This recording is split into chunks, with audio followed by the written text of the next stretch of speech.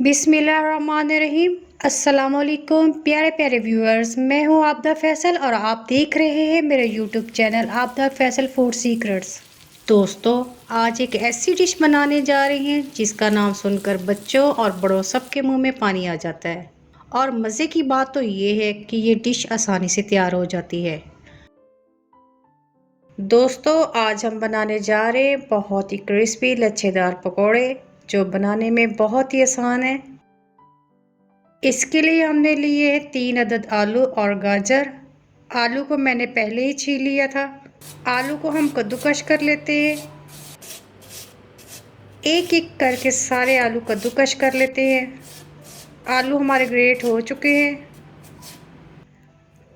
अब हम गाजर को भी इस तरह ग्रेट कर लेते हैं। गाजर हमारी ग्रेट हो चुकी है। अब हम इसे अच्छी तरह धो लेते हैं। इसे 2 से 3 दफ़ा अच्छी तरह धो लेंगे। अब इसका हाथों के साथ अच्छी तरह पानी निकाल लेते हैं।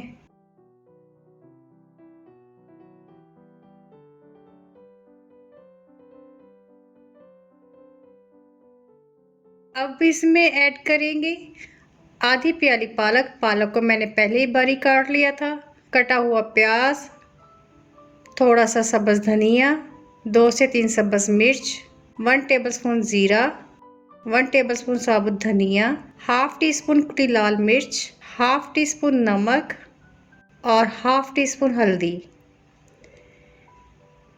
इन सब चीज़ों को अच्छी तरह मिक्स कर लेंगे ताकि हमारे मसाले अच्छी तरह मिक्स हो जाएं।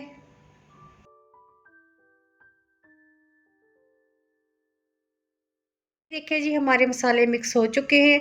अब इसमें थोड़ा थोड़ा करके बेसन डालेंगे। लच्छा पकौड़े में बेसन का इस्तेमाल कम करते हैं।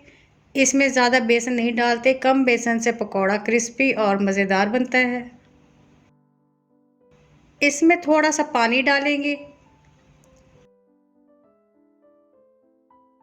और थोड़ा सा बेसन डालकर अच्छी तरह मिक्स करेंगे। ये देखें जी, कितना ज़बरदस्त लच्छेदार मटेरियल तैयार हुआ है। अब हम इसे फ्राई कर लेंगे। ऑयल को हमने पहले ही गरम कर लिया था। अब इसमें थोड़ा थोड़ा करके मिक्सचर डालते जाएंगे और फ्लेम को मीडियम रखेंगे और साथ साथ इनकी साइड चेंज करते जाएंगे ताकि हमारे पकोड़े दोनों साइड से अच्छी तरह पक जाए।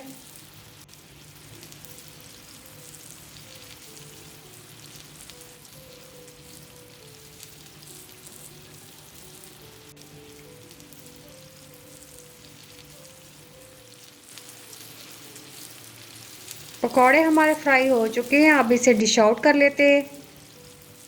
ये देखिए जी, माशाल्लाह कितने ज़बरदस्त पकोड़े तैयार हुए हैं।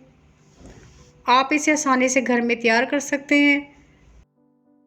आप इसे इफ्तारी और शाम की चाय में बनाएं और खूब इंजॉय करें। तो दोस्तों, कैसी लगी आपको मेरी रेसिपी? अगर आपको मेरी वीडियो अच्छी लगी हो तो इसे लाइक करें और चैनल को सब्सक्राइब करें। तो मिलते हैं अगली मज़ेदार वीडियो में। तब तक के लिए अल्लाह हाफिज़।